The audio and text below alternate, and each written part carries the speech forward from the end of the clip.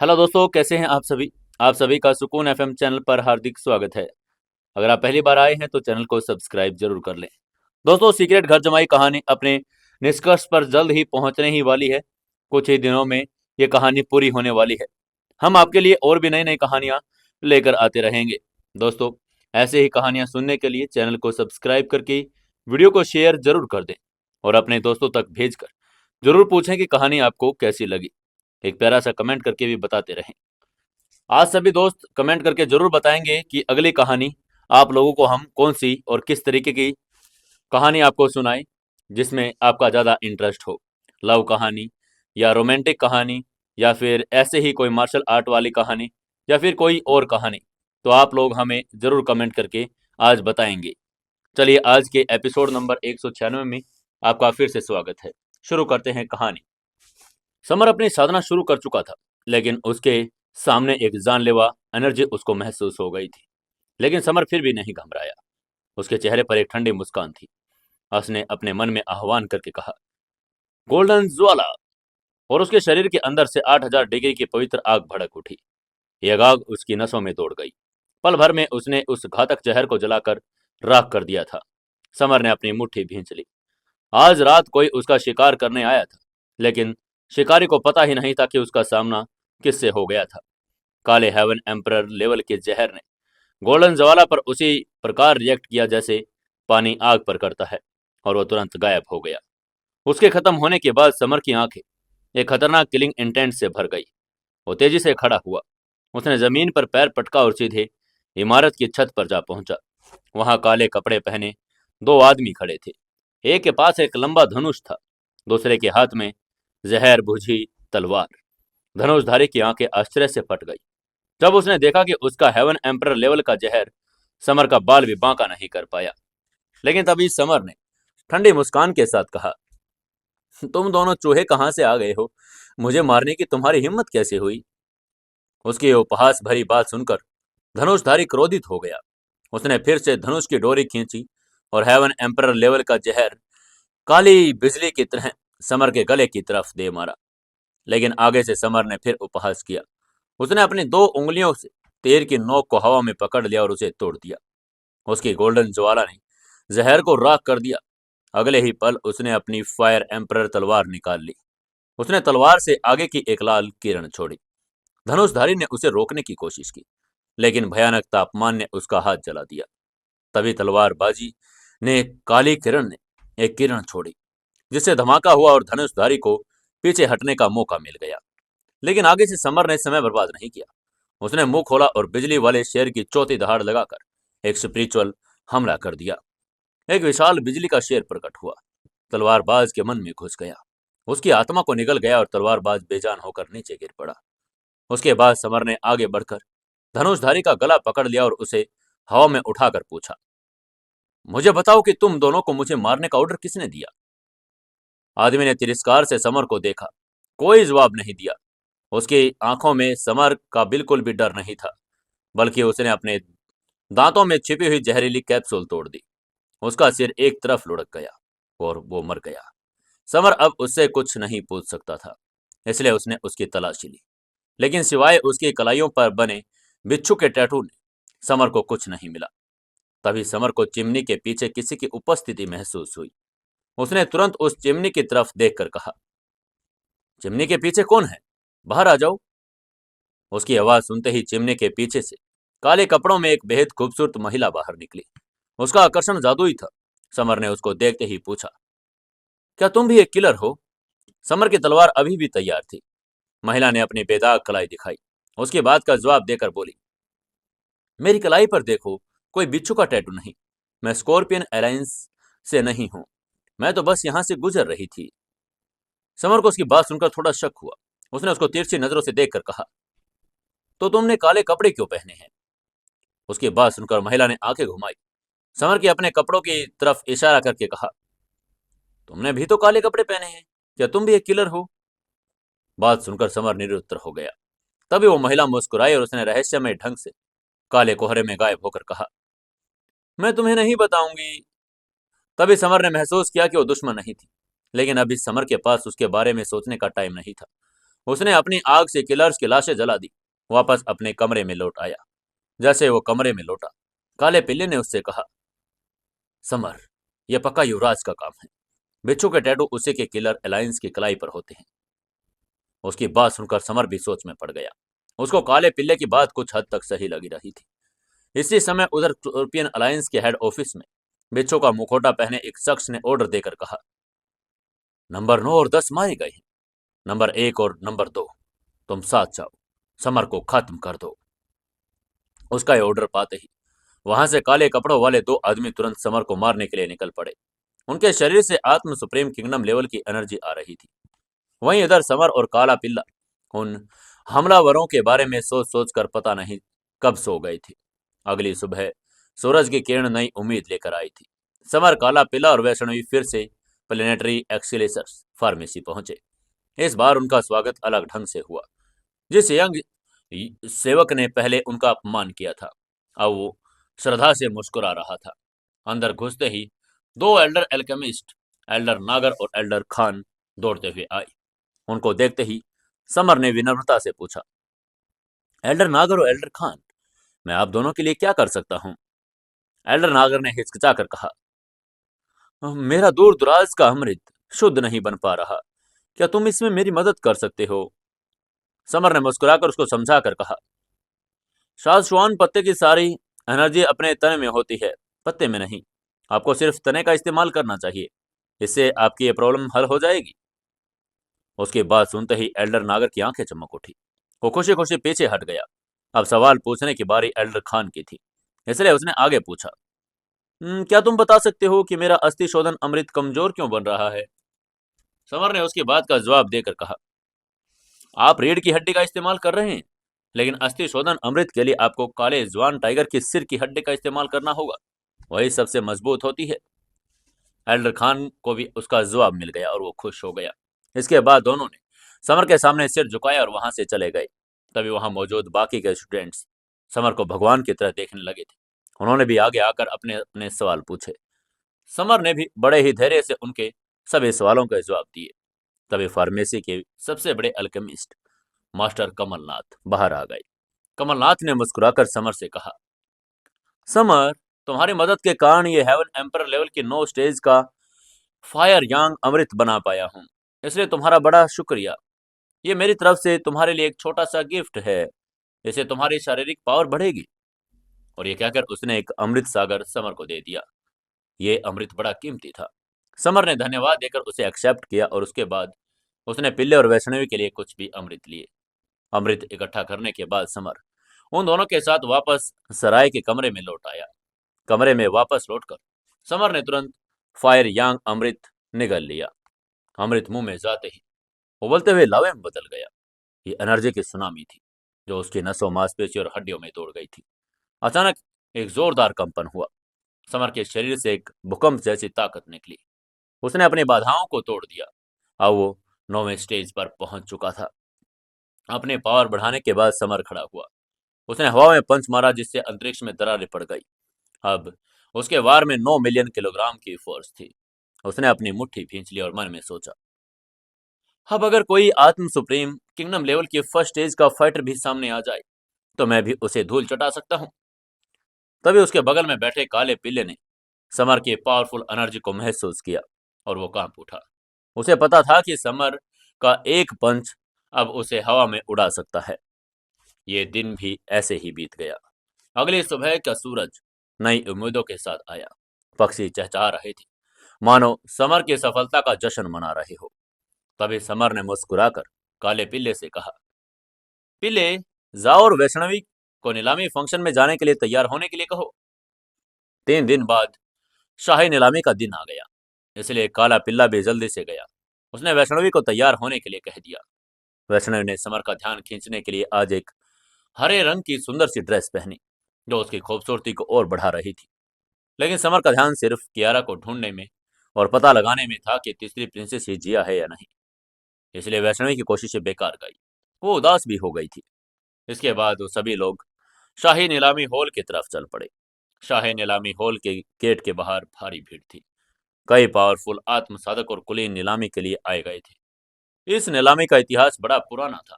यहाँ दुर्लभ खजाने, गुप्त जानकारियां भी मिलती थी। समर ने भीड़ में कई पावरफुल लोगों की उपस्थिति को देखा, लेकिन उसे कोई डर नहीं था। अब वो 9वीं स्टेज पर जो पहुंच गया था, तभी एक शानदार हेवन एम्परर लेवल की गाड़ी आई, जिसने एक पावरफुल राक्षसी जानवर खींच रहा था। वैष्णवी उस गाड़ी को हैरानी से घूरने लगी। तभी गाड़ी के अंदर एक घमंडी आवाज आई, फटीचर, ऐसे आंख फाड़ फाड़ कर देखना बंद करो। उसी के साथ एक 16-17 साल की कुलीन सी लड़की गाड़ी से बाहर आई। उसने वैष्णवी को फटीचर कहकर अपमानित कर दिया था। तभी समर ने उस लड़की की तरफ हाथ हिलाकर कहा, हमारे रास्ते से हट जाओ। समर की बात सुनकर लड़की गुस्से से लाल हो गई। उसने अपना कोड़ा निकाला और गुस्से में समर की तरफ घुमा दिया, लेकिन समर ने कोड़े को तुरंत पकड़ लिया और उसे खींच लिया। तभी वो लड़की जोर से चिल्लाई, मैं एक कुलीन की बेटी हूं, मेरा कोड़ा वापस करो वरना। लेकिन तभी समर ने कोड़े से उसके राक्षसी जानवर को मारा। जानवर दर्द से पागल हो गया, गाड़ी को पागलों की तरह खींचने लगा। लड़की गाड़ी के अंदर गिर पड़ी और उसका सिर फूट गया। इसके बाद समर ने कोड़े को तोड़कर फेंक दिया। आसपास की भीड़ ये देखकर स्तब्ध हो गई थी। लोगों ने समर को तुरंत पहचान लिया, डर के मारे पीछे हटने लगे थे। वही कुलीन लड़की अपने माथे पर लगी चोट पर पट्टी बांधने लगी, लेकिन समर ने इस सब को इग्नोर किया। नीलामी हॉल की तरफ आगे बढ़ गया। उसने देखा कि नीलामी हॉल के बाहर 4 गार्ड खड़े थे, जो सभी हेवन एम्परर लेवल के थे। लेकिन जैसे ही समर अंदर जाने लगा, वैसे ही उसको एक गार्ड ने रोक दिया। उस गार्ड ने तिरस्कार से कहा, यह जगह तुम्हारे जैसे घटिया कपड़े पहनने वाले आदमी के लिए नहीं है। तुम जैसा फटीचर अंदर नहीं जा सकता। उसके बाद सुनकर समर गुस्से से भर गया। वो कुछ बोलने ही वाला था, तभी पीछे से कुलीन लड़की आई। उसके माथे पर पट्टी बंधी थी। उसने समर का मजाक उड़ाकर कहा, आईने में अपनी शक्ल देखो फटीचर। उसकी घमंडी भरी आवाज सुनकर समर ने ठंडी आंख भरकर कहा, तुम फिर आ गई, तुम मुसीबत की जड़ हो। तभी लड़के ने गुस्से में अपनी तलवार निकाली, समर पर हमला कर दिया। समर ने शांति से तलवार के नोक को तुरंत 2 उंगलियों में पकड़ लिया। लड़के ने तलवार खींचने की पूरी कोशिश की, लेकिन वो टस से मस नहीं हुई। उसने चिल्लाकर कहा, मेरी तलवार छोड़ो। लेकिन समर ने उपहास करके कहा, हाँ लेकिन क्यों? ये कहकर उसने अपना हाथ पर प्रेशर डाला, तलवार को 2 टुकड़ों में तोड़ दिया। वो लड़की पीछे गिर गई, लेकिन उसका बॉडीगार्ड सूर्य ने उसे संभाल लिया। सूर्य एक पावरफुल फाइटर था, वो 8वें स्टेज का फाइटर था। तभी लड़की ने उसे ऑर्डर देकर कहा, अंकल सूर्या, मेरे लिए इसे सबक सिखाइए। उसकी बात सुनकर सूर्य ने जमीन पर पैर पटका, जिसे एक जोरदार कंपन हो गया। उसने समर को देखकर ठंडे स्वर में कहा, बच्चे, तुम मेरे सामने कुछ भी नहीं हो। तुम्हें आज मेरे हाथों से कोई नहीं बचा सकता। ये कहकर उसने अपने शरीर से एक पावरफुल एनर्जी छोड़ दी। उसकी एनर्जी को महसूस करके ही भीड़ सूर्य की तारीफ करने लगी थी, लेकिन समर अभी भी बेपरवाह खड़ा था। उसने अपने हाथ पीछे कर लिए। ये देखकर सूर्य और भी क्रोधित हो गया और उसने पूरी ताकत से समर पर हमला कर दिया। आगे से समर ने अपनी बिजली की लात का इस्तेमाल किया। लात इतनी तेज थी, सूर्य को संभलने का मौका ही नहीं मिला। वह फुटबॉल की तरह उड़ता हुआ दूर जा गिरा और बेहोश हो गया। ये देखते ही भीड़ में सन्नाटा छा गया। भीड़ में खड़े एक लड़के ने हैरान होकर कहा, अरे उसने रईस के नंबर 1 बॉडीगार्ड को लात में ढेर कर दिया। तभी एक लड़के ने, जिसने समर को पहचान लिया था, उसने चिल्लाकर कहा, अरे ये तो समर है, जिसने युवराज के गार्डों को भी पीटा था। वही उन सभी की बात सुनकर लड़की डर के मारे बेहोश हो गई। उसको ऐसे बेहोश होता देखकर समर ने हैरान होकर पिल्ले से पूछा, क्या मैं इतना डरावना हूं? काले पिल्ले ने हंसकर कहा, हाँ हाँ बिल्कुल। इस सब के बाद समर ने गार्ड को दूसरे प्रिंस का दिया हुआ गोल्डन इनविटेशन दिया। उस इनविटेशन को देखकर गार्ड का चेहरा पीला पड़ गया।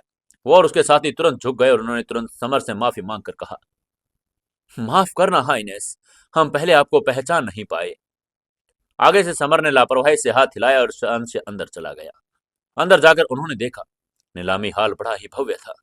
ग्रेन मेट्राइट पत्थरों का फर्श, क्रिस्टल के पर्दे और उसकी शान बढ़ा रहे थे। समर, वैष्णवी और काला पिल्ला अपनी सीटों की तरफ बढ़े, जबकि बाहर खड़े लोग भी अभी समर की ताकत के किस्से दोहरा रहे थे। वहीं इधर समर अपनी सीट पर बैठा ही था। तभी एक बड़ा ही खूबसूरत वेट्रेस, जिसने पर्पल ड्रेस पहनी थी, उनके पास आई। उसने मनमोहक मुस्कान के साथ समर से कहा, प्लीज आप मेरे साथ आइए, दूसरे प्रिंस आपका इंतजार कर रहे हैं। ये कहकर उसने वेस्ट की तरफ दूसरे प्रिंस की तरफ इशारा कर दिया। समर ने तुरंत वेस्ट में देखा। दूसरा प्रिंस उसको देखकर हाथ हिला रहा था। वो तुरंत उसकी तरफ चला गया। समर यहाँ सिर्फ दूसरे प्रिंस और तीसरे प्रिंसेस को ही जानता था और किसी को नहीं। जैसे ही समर उनके पास पहुंचा, दूसरे प्रिंस ने गर्मजोशी से स्वागत करके कहा, मैं तुम्हारा ही इंतजार कर रहा था। वो दोनों एक दूसरे से मिल ही रहे थे, तभी पीछे से एक ठंडी और घमंडी आवाज आई। तो तुम हो समर, जिसने मेरे गार्डों को घायल करने की जरूरत की। आवाज सुनते ही समर ने मुड़कर देखा। चार पंजे वाले अजगर गाउन में एक युवक खड़ा था और यही वो युवराज था। दूसरे प्रिंस ने तुरंत बीच में बोलकर कहा, बड़े भाई, आपके गार्ड असभ्य थे, इसमें समर की कोई गलती नहीं थी। लेकिन युवराज ने तिरस्कारपूर्ण दृष्टि डाली और ठंडे स्वर में बोला, छोटे भाई, तुम एक भारी व्यक्ति के लिए अपने बड़े भाई पर आरोप लगा रही हो। दूसरे प्रिंस ने कहा, मैं सही का पक्ष लेता हूं, ब्लड रिलेशंस का नहीं। उसकी आवाज में गौरव और सच्चाई साफ थी। वहीं हॉल में मौजूद कुलीन और आत्म साधक का यह तनाव देखकर पीछे हट गई। सिंहासन की लड़ाई कोई बात छिपी नहीं थी। लेकिन तभी यंग प्रिंस किंग अभिराज का बेटा आगे आया। उसने युवराज का समर्थन करके कहा, युवराज सही कह रहे हैं, हम कुलीन हैं, हमारी तुलना इस नॉर्मल व्यक्ति से कैसे की जा सकती है। उसको देखते ही दूसरे प्रिंस का चेहरा गंभीर हो गया। किंग अभिराज की पावर अपार थी। उनका बेटा युवराज के साथ खड़ा था। दूसरे प्रिंस ने कहा, यंग प्रिंस, मैंने सुना है कि तुम समर से पहले ही हार चुके हो, क्या अब भी कोई कसर बाकी है। और यह बात सुनते ही यंग प्रिंस का चेहरा शर्म से लाल हो गया। उसने हाल ही में एक पावरफुल अमृत लेकर अपनी पावर को 9वीं स्टेज तक बढ़ाया था, इसलिए वो सोच रहा था आज समर को हरा देगा। उसने सफेद झूठ बोलकर कहा, मैंने पिछली बार कोशिश ही नहीं की थी, लेकिन आज मैं इसे हरा दूंगा। उसका यह झूठ सुनकर समर को हंसी आ गई। उसने उपहास करके कहा, लगता है तुम्हें फिर से हारने का शौक है। ठीक है, तो फिर आ जाओ, आज मैं तुम्हें हवा में उछाल दूंगा। उसकी बात सुनकर यंग प्रिंस गुस्से से पागल हो गया। गुस्से में उसने अपनी पावर का प्रदर्शन करके चिल्लाकर कहा, अजगर पंजा। उसने इतना चिल्लाया था, हवा में एक विशाल एनर्जी अजगर प्रकट हो गया, समर की तरफ झपटा। यह इंपोर्टेंट सार आकार निर्माण था और एक हाई लेवल तकनीक। उसको इस हमले को देखकर हॉल में मौजूद सभी लोग दंग रह गए। लेकिन यंग प्रिंस के सामने खड़े समर ने बस अपना पैर उठाया। उसने अपनी मोटल बॉडी को काले नर्क ताबीज को एक्टिवेट कर दिया।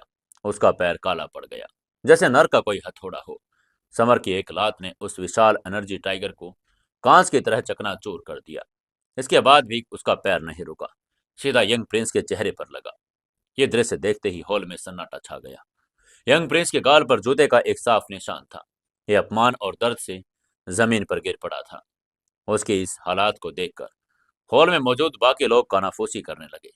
उनमें से किसी ने हैरान होकर कहा, असंभव, उसने किंग अभिराज के बेटे पर लात मारी। वहीं इधर यंग प्रिंस उठा। उसका चेहरा गुस्से से था। उसने एक काले पक्षी का रूप लेकर फिर हमला किया, लेकिन समर बिजली की गति से उसके सामने आ गया। दूसरी तरफ भी लात मार दी। अब उसके दोनों गालों पर जूतों के निशान थे। तभी अपमानित यंग प्रिंस ने अपने रक्षक गहन सिद्धांत साधक को ऑर्डर देकर कहा, इसे आप मार डालो। गहन सिद्धांत साधक, जो आत्म सुप्रीम किंगडम लेवल के फाइटर थे, वो आगे आए। उसने अपनी तलवार निकाली और भयानक सुप्रीम स्पिरिचुअल हथियार के साथ हमला कर दिया। वो समर पर हमला करने ही वाला था, तभी एक मधुर लेकिन अधिकारपूर्ण आवाज गूंजी। उसने ठंडे स्वर में कहा, गहन सिद्धांत साधक, नीलामी हॉल में फाइटिंग अलाउड नहीं है। और ये सलोनी थी, वही काले कपड़े पहनने वाली रहस्यमयी महिला जिसने समर ने उस दिन सराय की छत पर देखा था। वो शाही नीलामी हॉल की मालकिन थी। वहीं उसकी बात सुनते ही गहन सिद्धांत साधक ने तुरंत अपनी तलवार नीचे कर ली, माफी मांगकर कहा, माफ करना मैडम सलोनी। ये देखकर समर हैरान हो गया था। वो ये देखकर ज्यादा हैरान था, एक सुप्रीम फाइटर भी उस महिला के सामने झुक रहा है। तभी सलोनी समर के पास आई। उसने मुस्कुरा कर कहा, हम फिर मिल गए। लेकिन आगे से समर सतर्क हो गया। सुंदर महिलाएं अक्सर मुसीबत होती हैं। उसने रूखेपन से कहा, तुम क्या चाहती हो? अगर तोहफा देना है तो मैं नहीं लूंगा। सलोनी ने आंखें घुमाई और मुस्कुरा कर कहा, इतने आत्ममुग्ध मत बनो, मैं बस यहाँ तुमसे बात करने आई थी। ये कहकर वो फिर से हवा में गायब हो गई। समर बस उस महिला को जाते हुए देखता रह गया। वहीं उधर अब नीलामी शुरू होने वाली थी, इसलिए समर, वैष्णवी और काला पिल्ला दूसरे प्रिंस के साथ वीआईपी लाउंज में नंबर 2 में गई। ये जगह बड़ी आलीशान थी।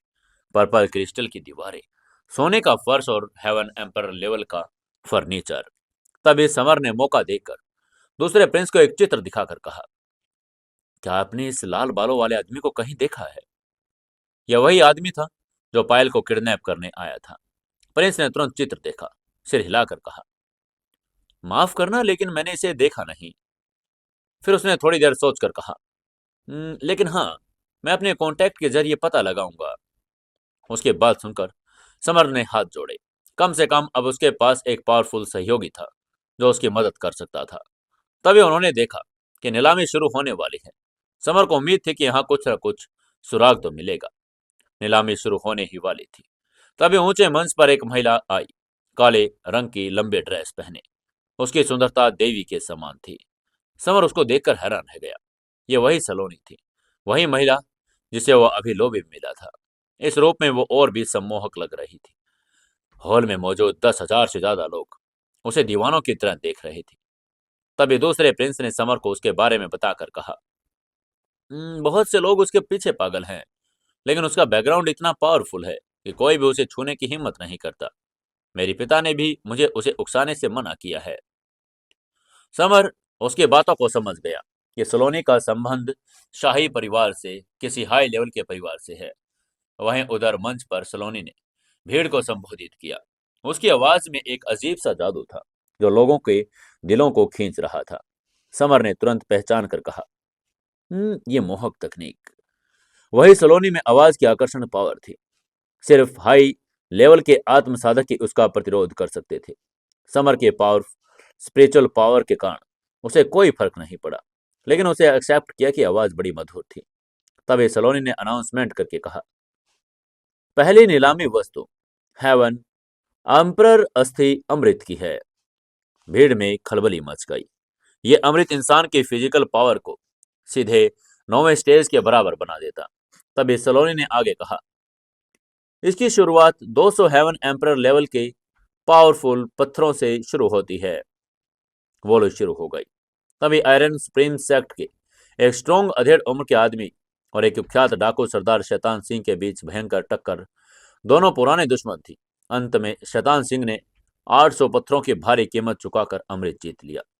समर ने यह सब देखा, मन में सोचा, अगर मेरे पास सामग्री होती तो मैं इसे ऐसे अमृत खुद बना सकता। इसके बाद सलोनी ने अगली वस्तु पेश करके अनाउंसमेंट की, मिस्टिक सुप्रीम रोब। ये आत्म सुप्रीम किंगडम लेवल के पहले स्टेज के हमले को रोक सकता है। ये एक सुरक्षा कवच था, एक अतिरिक्त जीवन के समान। सोलोन ने उसकी नीलामी शुरू करके कहा, शुरुआती बोली 1000 पत्थरों से शुरू होती है। उसकी कीमत सुनकर बहुत से लोग पीछे हट गए, लेकिन तभी यंग प्रिंस ने हिम्मत दिखाई, बोला, 1100 पत्थर। जैसे उसने बोली लगाई, मार्शल आर्ट अलायंस के वाइस कमांडर हाशिद खड़ा हुआ। उसने आगे बढ़कर कहा, 1200 पत्थर। वहीं हार्दिस की बोली लगातार देखकर यंग प्रिंस सहम गया। मार्शल आर्ट अलायंस पूरे कॉन्टिनेंट में फैला एक सुप्रीम पावर था। उनके खिलाफ जाना महंगा पड़ सकता था, इसलिए यंग प्रिंस चुपचाप बैठ गया। वहीं हार्सिद ने रोब जीत लिया। उसने अपनी सीट पर बैठकर समर की तरफ एक अर्थपूर्ण नजर डाली। समर ने भी उसे तुरंत पहचान लिया। तभी सलोनी ने तीसरी और सबसे इंपॉर्टेंट वस्तु की अनाउंसमेंट करके कहा, स्पिरिट मोनार्क ब्रोकन डायग्राम। और यह अनाउंसमेंट सुनते ही हॉल में फिर हंगामा मच गया। किंवदंतियों के अनुसार यह नक्शा एक एंशिएंट स्पिरिट मोनार्क की कब्र का रास्ता दिखाता था, जिसके पास अजय पावर और खजाने थे। जो भी इसे पा लेगा वो पूरे ग्रह का अधिपति बन जाएगा। सोलोनी ने उसकी नीलामी शुरू करके कहा, इसकी शुरुआती बोली 10,000 हेवन एम्पर के पत्थरों से की जाती है। सबसे पहले वही कुरील लड़की खड़ी हुई जिसे समर ने सबसे पहले सबक सिखाया था। उसने बोली लगाकर कहा, 11,000 पत्थर। उसने अपने परिवार की सारी जमा पूंजी दांव पर लगा दी। नीलामी का माहौल अब गर्म गया। हर कोई उस नक्शे को पाने के लिए बेताब था जो उन्हें दुनिया का राजा बना देगा। समर ने देखा कि दूसरा प्रिंस भी इसे पाने के लिए उत्सुक है, लेकिन समर की दिलचस्पी खजाने में नहीं, बल्कि अपनी मंजिल तक पहुंचने में थी। माहौल तनावपूर्ण हो गया था। बदकिस्मती से अगले ही पल यंग प्रिंस ने इशारा किया। वो अचानक खड़ा हुआ, उत्तेजना से लाल हो गया और अपनी लकड़ी की तख्ती ऊपर उठाकर बोला, 12,000। कंपटीशन की आग भड़क उठी। तभी दूसरा प्रिंस भी खड़ा हुआ और उसने चिल्लाकर कहा, 15,000 पत्थर। किंग अभिराज, इंद्र प्रदेश देश के कुलीन शाही परिवार के मेंबर होने के नाते लगभग 20,000 पत्थर उसके पास थे। यंग प्रिंस ने दूसरे प्रिंस को उसके कंपटीशन करते देखकर गुस्सा आ गया। उसने फिर से कीमत बढ़ाने का फैसला करके कहा, 16,000 पत्थर। यंग प्रिंस ने बोली जारी रखी। तभी अचानक नंबर 1 आरक्षित कमरे से घमंडी हंसी की आवाज आई। मैं स्प्रिट मोनार्क ब्रोकन डायग्राम ले लूंगा। मैं 20,000 की पेशकश करता हूं। और ये इंद्र प्रदेश देश के युवराज की आवाज थी। छोटे प्रिंस और दूसरे प्रिंस दोनों ही हतप्रभ थे। वो जानते थे कि क्राउन प्रिंस किंग के बाद सबसे पावरफुल है। फिर भी यंग प्रिंस हार नहीं मानना चाहता था। तब युवराज ने उसे एक सीक्रेटरी टेलीपैथी से कहा, मेरे साथ कंपटीशन करना बंद करो और मैं किंग बनने के बाद तुम्हें लेवल की तकनीक भी दूंगा। यंग प्रिंस, जो युवराज को अपना आइडियल मानता था, तुरंत मान गया। तभी युवराज ने उससे आगे कहा, मैं तुमसे वादा करता हूं, अगर मुझे स्प्रिट मोनार्क ब्रोकन डायग्राम मिल जाए तो मैं तुम्हें मोनार्क लेवल की तकनीक दे दूंगा। लेकिन इसे खरीदने के लिए मुझे अभी तुम्हारे लाइफ पावर पत्थरों के समर्थन की आवश्यकता है। उसकी बात सुनते ही यंग प्रिंस ने मुस्कुराकर अपनी स्टोरेज रिंग युवराज को देकर कहा, कोई बात नहीं हाइनेस, मैं आपको अपने पत्थर दे सकता हूं। समर जो ये सब देख रहा था, वो समझ गया कि वो कुछ बुरी प्लानिंग कर रहे हैं। वहीं युवराज के पावरफुल होने के बावजूद दूसरा प्रिंस हार मानने को तैयार नहीं था। वो जानता था कि अगर उसके भाई को यह डायग्राम मिल गया तो उसे मरवा डालेगा। दूसरे प्रिंस ने दांत पीस कर अपनी लकड़ी का बोर्ड उठाया और कहा, मैं 22,000 पत्थरों की बोली लगाता हूं। बात सुनते ही उसकी युवराज ने उस पर एक तिरस्कारपूर्ण नजर डाली और कहा, भाई क्या तुम मुझसे कंपटीशन करना चाहते हो? मुझे डर है कि तुम्हारे पास लाइफ पत्थर है ही नहीं। ये कहकर क्राउन प्रिंस ने चिल्लाकर कहा, मैं 25,000 की बोली लगा रहा हूं। दोनों भाइयों के बीच युद्ध छिड़ने वाला था। तभी एक और घमंडी आवाज आई, मैं 30,000 हेवन पत्थरों की पेशकश करता हूं। और ये मार्शल आर्ट अलायंस का वाइस कमांडर हर्षित था। युवराज और दूसरा प्रिंस दोनों चौंक गए, लेकिन उन्होंने फिर भी हार नहीं मानी। युवराज ने खड़े होकर कहा, मैं 35,000 की पेशकश करता हूं। लेकिन आगे से हार्दिश ने गुरगुराते कहा, 40,000 पत्थर। युवराज ने भी कहा, मैं 50,000 की बोली लगा रहा हूं। और एक के बाद एक बोली लगाकर अंत हर्षिद ने हार मानकर कहा, 80,000। नीलामी घर में सन्नाटा छा गया। तब एक नाजुक और स्पष्ट आवाज ने सबको चौंका दिया, क्या हलचल भरा माहौल है। मैं भी इसमें हिस्सा लूंगी। मैं 1,00,000 पत्थरों की बोली लगा रही हूँ। और ये तीसरी प्रिंसेस थी। उसको देखते ही युवराज ने भौहें चढ़ाकर पूछा, बहन, स्पिरिट मोनार्क ब्रोकन डायग्राम के लिए मुझसे कंपटीशन करने की आपको क्या जरूरत है? तीसरे प्रिंसेस ने कहा, मुझे भी स्पिरिट मोनार्क ब्रोकन डायग्राम पसंद है। कंपटीशन अब शाही परिवार के बीच थी। लेकिन तभी एक ठंडी रूह कपा देने वाली बीच में आवाज आई, इंद्रप्रस्थ देश के आप सभी लोगों को स्प्रिट मोनार्क डायग्राम के लिए कंपटीशन करते देखना उबाऊ है। मैं 3,00,000 पत्थरों की बोली लगा रहा हूं। हॉल के बीचों बीच बिच्छू का मुखौटा पहनने एक आदमी बैठा था और ये स्कॉर्पियन अलायंस का मास्टर सतीश था। उसको देखते ही युवराज ने धीरे से बदुदा कर कहा, ओह, स्कॉर्पियन अलायंस का मास्टर सतीश। वहीं भीड़ में खलबली मच गई। भीड़ में खड़े एक लड़के ने धीरे से कहा, क्या शो है, सतीश क्राउन प्रिंस को भी गंभीरता से नहीं लेता। लोग आपस में चर्चा करने लगे। इसी बीच एक्सेलेशन अलायंस, व्यू रचला अलायंस और धर्म ट्रेजर अलायंस जैसी सुप्रीम पावर भी मैदान में कूद पड़ी। वहीं समर ने दूसरे प्रिंसेस को अभी भी एक पागल की तरह एक्साइटेड होते हुए देखा। उसने आ भरी और हल्के से मुस्कुरा कर कहा, दूसरे प्रिंस, मुझे लगता है कि आपको मोनार्क डायग्राम के लिए बोली लगाना छोड़ देना चाहिए। दूसरा प्रिंस निराश हो गया। समर ने उसे शांत करने के लिए स्पिरिचुअल एनर्जी भेजी और पूछा, दूसरे प्रिंस प्लीज सोचिए। स्पिरिट मोनार्क ब्रोकन डायग्राम की कीमत 3 लाख पत्थर पहुंच गई है। अंतिम कीमत 1 बिलियन तक पहुंच जाएगी। क्या आपके पास वास्तव में इतने पत्थर है? दूसरे प्रिंस ने कहा, नहीं, मेरे पास नहीं है, लेकिन मैं दूसरों से उधार ले सकता हूँ। तभी समर ने समझा कर कहा, दूसरे प्रिंस, अपनी वर्तमान पावर के साथ क्या आप इसे वाकई अपने पास रख सकते हैं? क्या आपको लगता है कि स्कॉर्पियन अलायंस के सतीश और मार्शल आर्ट अलायंस के हार्दिश आपको ऐसे ही जाने दे देंगे? समर ने चेतावनी देकर आगे कहा, मैं तुमसे वादा करता हूं, अगर आप स्पिरिट मोनार्क डायग्राम प्राप्त कर लेते हैं तो आपको किलर्स का सामना करना पड़ेगा। आप 3 दिनों से अधिक जिंदा नहीं रह पाएंगे। दूसरे प्रिंस का चेहरा पसीने से तरबतर हो गया। उसे सच्चाई समझ आ गई थी। उसने ईमानदारी से कहा, मुझे स्पिरिट ब्रोकन डायग्राम पर बोली न लगाने की सलाह देने के लिए बहुत बहुत धन्यवाद। मैं इसके परिणामों को कभी बर्दाश्त नहीं कर सकता। इसके बाद प्लेनेटरी एक्सरे फार्मेसी के कमलनाथ ने मोर्चा संभाला और चिल्लाकर कहा, मैं 4 लाख पत्थरों की बोली लगा रहा हूं। लेकिन तभी स्पिरिचुअल ट्रेजर यूनियन की मास्टर सुनिधि अपने सफेद पोशाक में सामने आई। उसने बाल झटक कर कहा, मैं 5 लाख की बोली लगा रही हूं। भीड़ इस कीमत से उबर नहीं पा रही थी। एक एल्डर ने 6 लाख की बोली लगा दी। तभी समर ने चुपचाप तीसरे प्रिंसेस को भी टेलीपैथी से समझा कर कहा, स्पिरिट मोनार्क डायग्राम के लिए कंपटीशंस बंद कर दो। अगर तुम इसे हासिल कर भी लोगी तो इसके परिणाम भुगतने तुम्हारे लिए मुश्किल हो जाएंगे। समझदार प्रिंसेस ने समर की तरफ सिर हिलाया और तुरंत पीछे हट गई। अंततः बोली आसमान छू गई।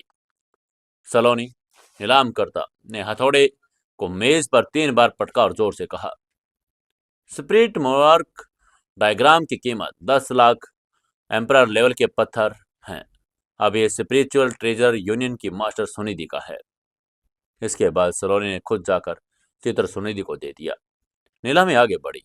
समर कुछ वस्तुएं खरीदना चाहता था, लेकिन कीमतें उसकी पहुंच से बाहर थी और निराश होने लगा था। तभी सलोनी मुस्कुराई और बोली, अगली 10वीं वस्तु है ये एक हड्डी, जिसे हमें रहस्य में मास्टर ने बेची है। प्रारंभिक बोली मूल्य 5 लाख लाइफ पत्थर हैं। ये कहकर उसने एक डिब्बे से एक क्रिस्टल जैसी सफेद हड्डी निकाली, लेकिन किसी को भी उसमें कोई एनर्जी महसूस नहीं हुई। वो एक नॉर्मल हड्डी लग रही थी। नीलामी हॉल में सन्नाटा छा गया। कोई बोली नहीं लगा रहा था। समर भी हार मानने ही वाला था। उसके मन में फायर ड्रैगन की आत्मा की आवाज गूंजी। उसने कहा, जूनियर, ये सफेद हड्डी खरीद लो। ये कोई नॉर्मल हड्डी नहीं, बल्कि ये ड्रैगन की हड्डी है। समर का दिल जोर से धड़कने लगा। उसने टेलीपैथी से जवाब देकर कहा, सीनियर, मैं नीलामी से ड्रैगन की हड्डी खरीदने की कोशिश करूंगा। ड्रैगन आत्मा ने उससे कहा, जूनियर, जाओ और हड्डी ले लो। इस ड्रैगन की हड्डी के साथ तुम्हारा शरीर एक ड्रैगन के शरीर जैसा विकसित हो जाएगा। उसकी बात सुनकर समर ने गहरी सांस ली, अपने उत्तेजना को दबाया और स्पिरिट पैडल उठाया।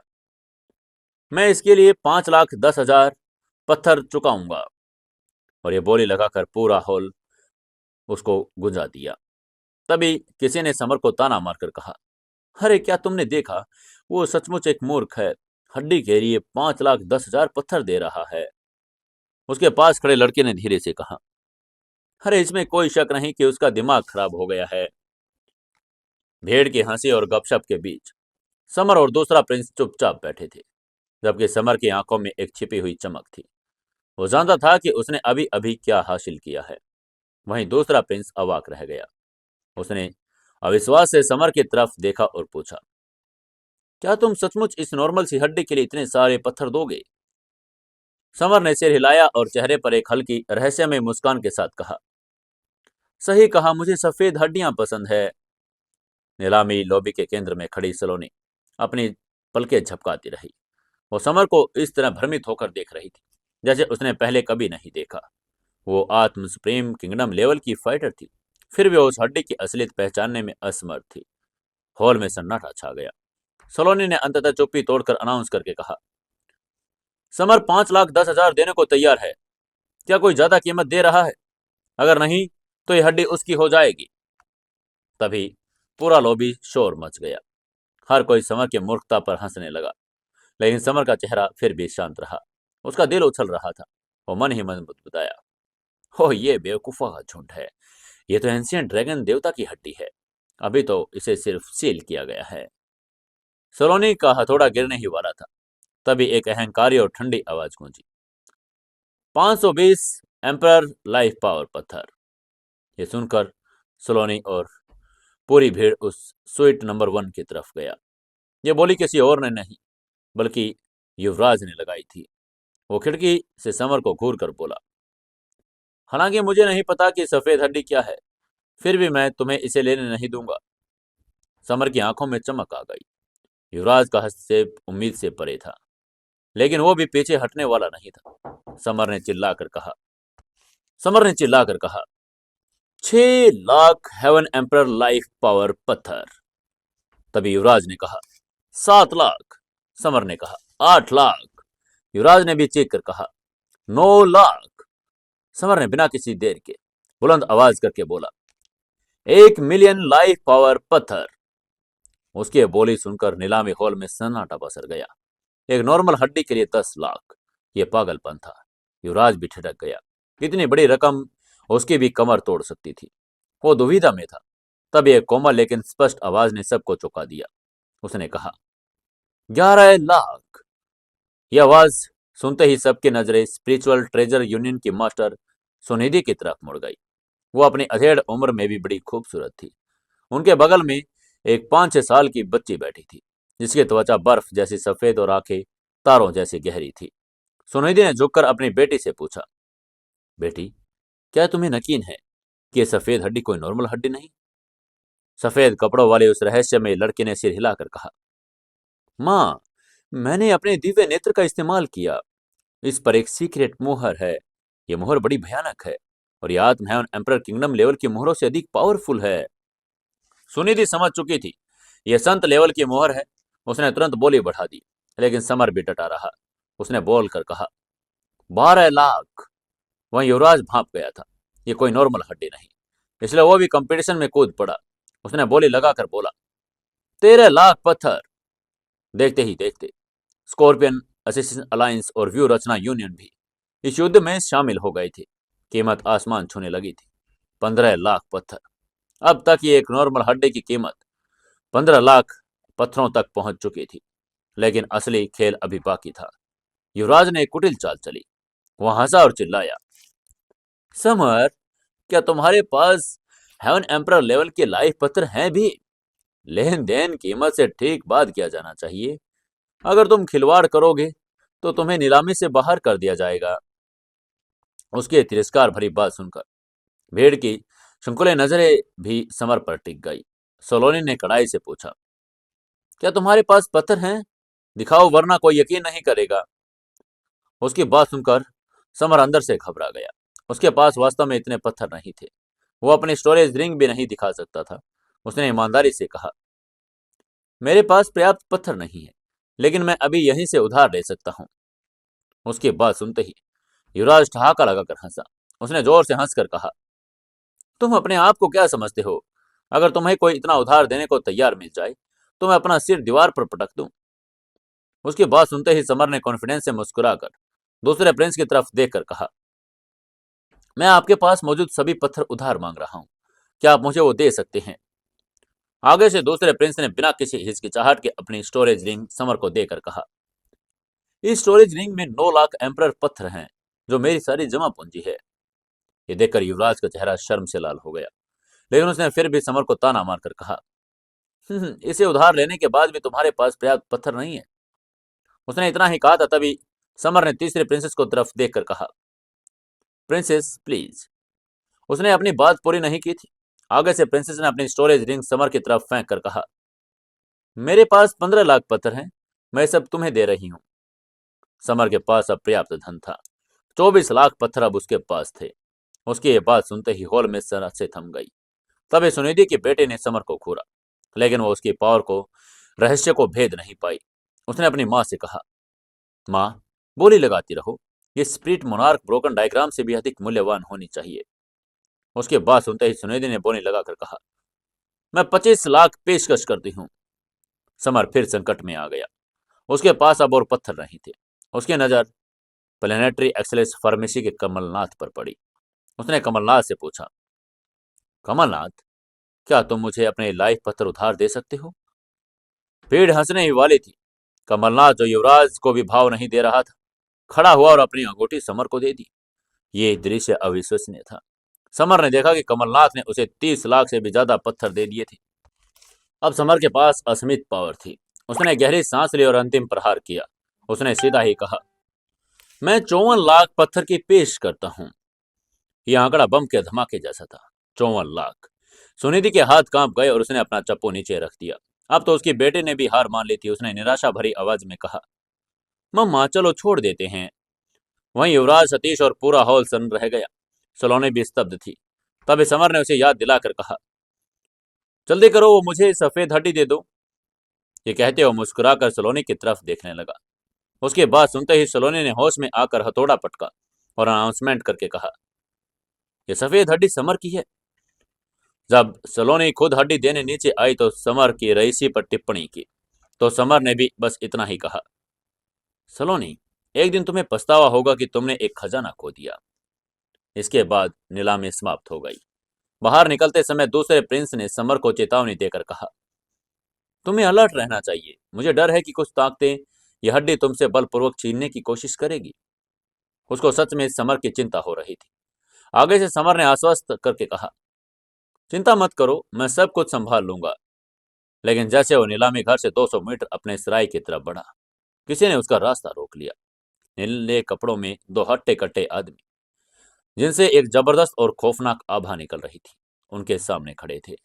समर की आंखें सिकुड़ गई। उसने तुरंत पहचान लिया, ये युवराज के पर्सनल बॉडीगार्ड थे। अब लड़ाई शुरू होने वाली थी। सराय के रास्ते पर तनाव हवा में तैर रहा था। एक लंबे अधेड़ उम्र के आदमी ने समर का रास्ता रोका। उसने समर की तरफ देखा और बोला, समर, वो सफेद हड्डी हमें दे दो। क्राउन प्रिंस तुम्हारी यह हड्डी चाहते हैं। समर ने उसे एक तुच्छ कीड़े की तरह देखा। उसके होठों पर एक क्रूर मुस्कान तैर गई। उसने हाथ हिलाकर लापरवाही से कहा, भाड़ में जाओ तुम लोग। समर ने न सिर्फ उसका उपहास किया बल्कि गाली भी दी। अधेड़ उम्र के लंबे आदमी का चेहरा अपमान से काला पड़ गया। वो आत्म हेवन एम्पर लेवल के 9वें स्टेज का फाइटर था। उसने अपनी ताकत का प्रदर्शन करके कहा, अब तुम्हें कोई नहीं बचा सकता। उसने अपनी हथेली के समर पर एक जोरदार वार कर दिया। उसके इस हमले को देखकर समर की आंखों में खतरनाक किलिंग इंटेंट कूद गया। उसने अपना दाहिना हाथ बढ़ाया और जोर से चिल्लाकर कहा, स्ट्रैंगल हेल फेस्ट। उसने अपने स्ट्रैंगल हेल फेस्ट की 7वीं तकनीक का इस्तेमाल किया और उस आदमी की तरफ एक जोरदार पंच दे मारा। उसके इस पंच ने हवा को चीर दिया। बिजली की स्पीड से समर का वार उस आदमी पर पड़ा। एक भयंकर गीली कर्कश ध्वनि गूंज गई और उस व्यक्ति का शरीर दो खून भरे हिस्सों में विभाजित होकर जमीन पर गिर पड़ा। उसके पीछे खड़ा दूसरा बॉडीगार्ड ये देखकर कांप उठा। उसने अपने सपने में नहीं सोचा था कि उसका साथी, जो 9वें स्टेज का फाइटर था, उसको समर पलक झपकते ही मार डालेगा। वो डर के मारे भागने के लिए मुड़ा, लेकिन तभी समर ने चिल्लाकर कहा, तुम भागना चाहते हो, लेकिन क्या तुम्हें सच में लगता है कि तुम भाग सकते हो? ये कहकर उसने उस बॉडीगार्ड को जोर से पंच मारा। उसके पंच से काली रोशनी की एक किरण निकली, बॉडीगार्ड को 2 हिस्सों में काट दिया। आसपास छिपे आत्मसाधक, जो समर से हड्डी छीनने की फिराक में थे, इस दृश्य देखकर थर्रा गए। समर किसी शैतान से कम नहीं लग रहा था। यह वही असर था जो समर चाहता था। इसके बाद उसने काले पिल्ले प्रोफेशनल की तरफ देखकर कहा, जल्दी करो और यहां से चल दो। इसके बाद वो बिजली की चमक की तरह वहां से ओझल हो गए। उनके जाने के कुछ पल बाद स्कॉर्पियन अलायंस के सतीश, मार्शल आर्ट अलायंस के वाइस कैप्टन, खुद क्राउन प्रिंस युवराज वहां पहुंचे। अपने 2 बॉडीगार्ड के शत विक्षत शवों को देखकर युवराज का चेहरा क्रोध से तमतमा गया। उसने अपनी मुट्ठी भींचकर कसम खाकर कहा, समर, तुमने मेरे आदमियों को मारने की हिम्मत की। अब तुम्हें मेरे हाथों से कोई नहीं बचा सकता। मैं तुम्हें एक दिन मार डालूंगा। वहीं उधर सराय के कमरे में लौटकर समर ने तुरंत हेवन एम्पर लेवल की सिक्योरिटी और साउंड प्रूफ व्यूहरचना तैनात कर दी। वो जानता था कि खतरा टला नहीं, उसे जल्द से जल्द ताकतवर बनना होगा। इसके बाद समर ने अपने मन में फायर ड्रैगन से टेलीपैथी से पूछा, सीनियर, मैं ड्रैगन की हड्डी को कैसे परिष्कृत करूं? फायर ड्रैगन की आत्मा गोल्डन ड्रैगन के रूप में प्रकट हुई। उसने हड्डी का निरीक्षण किया और गंभीर स्वर में कहा, समर, ये गोल्डन ड्रैगन की हड्डी है। उसकी बात सुनकर समर का चेहरा उलझन से भर गया। फायर ड्रैगन ने समर के उलझन चेहरे पर देखकर समझाकर कहा, संसार में 5 ईश्वरीय ड्रैगन हैं। गोल्डन ड्रैगन उनमें सबसे पावरफुल है। ये एक पंजे से एक ग्रह को उड़ा सकता है और ये सफेद हड्डी उसके पंजे की उंगलियों में से एक उंगली की है। उसकी बात सुनकर समर उत्साह से भर गया, लेकिन तभी फायर ड्रैगन ने चेतावनी देकर कहा, ड्रैगन की हड्डी को परीक्षित करना मुश्किल है, लेकिन मैं भविष्यवाणी करता हूं कि उसे परीक्षित करने के बाद तुम आत्म सुप्रीम किंगडम लेवल तक पहुंच जाओगे। उसकी बात सुनते ही समर ने तुरंत साधना शुरू कर दी, लेकिन उसका स्वर्गीय अमर मंत्र हड्डी पर लगे मोहर को हिला नहीं पा रहा था। कुछ देर कोशिश करने के बाद समर ने निराश होकर फायर ड्रैगन से फिर पूछा, सीनियर, मैं ड्रैगन की हड्डी पर लगी मोहर नहीं तोड़ सकता। अब आप ही बताइए मैं क्या करूं। फायर ड्रैगन ने बताया कि एक एंशिएंट संत की मोहर है। उसने अपनी ईश्वरीय फायर उंगली, लेकिन हड्डी पर उभरा पंचकोणीय तारा समूह टस से मस न हुआ। तभी डार्क नाइट एम्पर की आत्मा भी जाग गई। उसने कहा, छोटे, मैं तुम्हारी मदद करने के लिए बाहर आ रहा हूं। ये कहकर फायर एम्पर तलवार से बाहर आ गया और उसने अपने 7 नेत्र से व्यू की कमजोरी को पहचाना। उसकी कमजोरी तीसरे पॉइंट पर थी। फायर ड्रैगन ने अपनी फायर और डार्क नाइट एम्पर ने अपनी काली रोशनी के साथ एक साथ वार किया। तभी जोरदार धमाके के साथ संत की मुहर टूट गई और उसके टूटते ही हड्डी से एक प्रचंड गोल्डन आभा निकली, जिसने कमरे में मौजूद हर चीज को दबा दिया। तभी फायर ड्रैगन ने समर को एक विशेष ईश्वरीय ड्रैगन मंत्र सिखाया। मंत्र सीखते ही समर ने हड्डी को दोनों हाथों में पकड़ा। हड्डी ने विरोध किया, लेकिन समर के शरीर में मौजूद अराजक ड्रैगन ब्लड जाग उठा था। उसकी आंखों में ब्रह्मांड और ग्रह के दृश्य घूमने लगे। एक धुंधली अराजक ड्रैगन छाया ने हड्डी की एनर्जी को निगल लिया और उसे समर की तर्जनी उंगली में उतार दिया। समर की उंगली गोल्ड में बदल गई। वहां से निकली एनर्जी सीधे उसके डेंटियन में गई। इससे उसका स्पिरिचुअल नाभिक बिखर गया, फिर एक जलते हुए गोल्डन सूरज के रूप में पुनर्गठित हुआ और सूर्य स्पिरिचुअल नाभिक बन गया। नई पावर को महसूस करते ही समर ने अपनी मुट्ठियां भींच ली।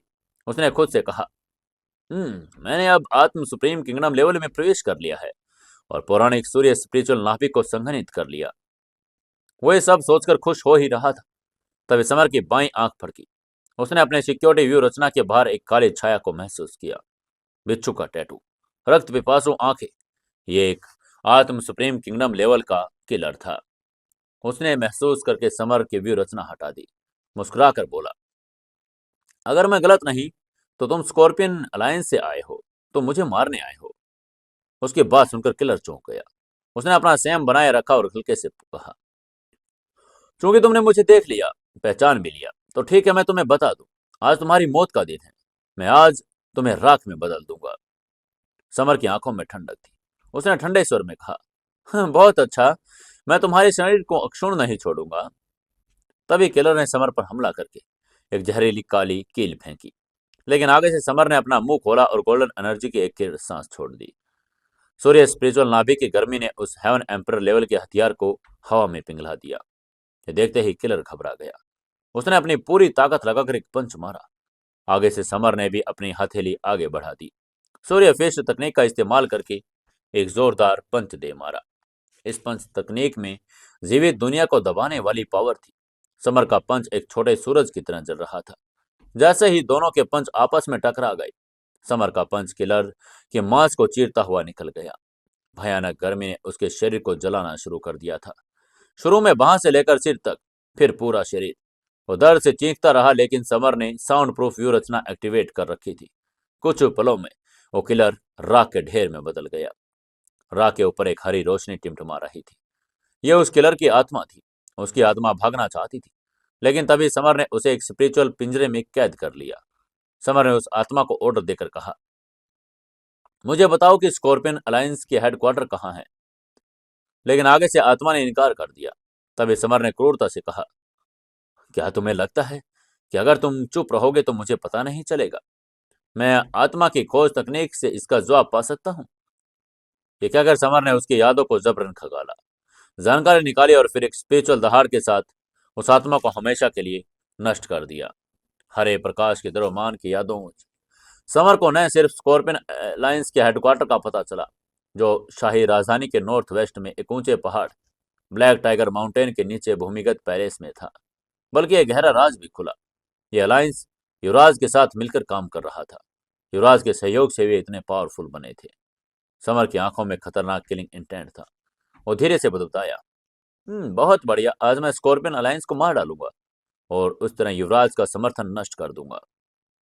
ये फैसला करके उसने कमरे की सफाई की और फिर बाहर निकल गया। उसने देखा कि काले पिल्लर वैष्णवी साधना में लीन थे, लेकिन समर को देखते ही चौंक गए। काले पिल्ले ने समर की विश्व हिलाने वाली स्पिरिचुअल एनर्जी को महसूस कर लिया। आश्चर्य से पूछा, क्या तुम आत्म सुप्रीम किंगडम लेवल में प्रवेश कर चुके हो? समर ने सिर हिलाया और जवाब देकर कहा, हाँ, मैं अभी अभी इसमें प्रवेश कर चुका हूँ। उसने राज छिपाए रखा। उसने अपनी तर्जनी में ईश्वरीय ड्रैगन की हड्डी को जोड़ लिया था। वहीं उसकी बात सुनते ही वैष्णवी की आंखें प्रशंसा से चमक उठी। तभी 2 महीनों में वो आत्म सुप्रीम किंगडम लेवल, ये चमत्कार से कम नहीं था। तभी समर ने वैष्णवी को कहा, वैष्णवी, तुम यहीं सराय में आराम करो, हमारा यहीं इंतजार करना। काला पिल्ला और मैं एक काम पूरा करने के लिए बाहर जा रही हैं। वैष्णवी ने मुस्कुराकर सहमति जता दी। इसके बाद समर काले पिल्ले के साथ सराय से निकल गया। स्कॉर्पियन अलायंस के हेडक्वार्टर की तरफ चल पड़ा। उसके चलते चलते काले पिल्ले को बता दिया कि वो लोग कहाँ जा रहे हैं। सड़क पर चलते हुए काले पिल्ले ने अपनी पूंछ हिलाकर पूछा, समर, मुझे तुम्हारे अंदर से खतरनाक किलिंग इंटेंट महसूस हो रहा है। मैं बता सकता हूँ कि आज उनमें से कोई जिंदा नहीं बचेगा। क्या तुम जानते हो कि उनका हेडक्वार्टर कहाँ है? समर ने कॉन्फिडेंस से कहा, पिल्ले, चिंता मत करो, मुझे पता है कि उनका हेडक्वार्टर कहाँ है। हम उन्हें नष्ट करने ही जा रहे हैं। ऐसे चलते चलते वो राजधानी के नॉर्थ वेस्ट में स्थित ब्लैक टाइगर माउंटेन पहुंचे। वहां एक घना और खतरनाक जंगल था। अब क्या वो लोग उसके अंदर जा पाएंगे या नहीं? क्या उनको खत्म कर पाएंगे या नहीं? जानने के लिए जुड़े रहिए अपनी कहानी सीक्रेट घर जमाई के साथ। दोस्तों, कहानी को ज्यादा से ज्यादा शेयर करें, कमेंट करें और लाइक जरूर करें।